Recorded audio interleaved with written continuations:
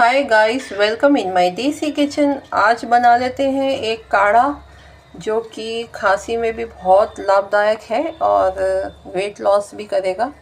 मैंने पानी बॉईल कर दिया, उसमें अदरक डाल दिया है, अदरक के स्लाइसेस हैं। फिर मैं ये लौंग डाल रही हूँ, एक हरी इलायची, 3 काली मिर्च डालते हैं कूट के। अब इसमें डाल देते हैं हम अजवाइन। अजवाइन के साथ डाल देते हैं इसमें ज़ीरा, एक चुटकी अजवाइन, एक चुटकी ज़ीरा, एक चुटकी इसमें डाल देते हैं सौंफ।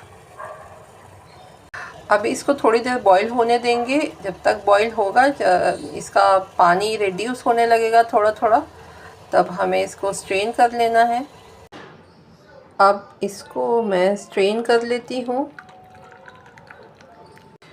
और इसमें थोड़ा थोड़ा काला नमक डाल देते हैं टेस्ट के लिए। तो अब ये आपका काढ़ा रेडी हो गया है। So cheers and you are good to go. Thank you and bye bye.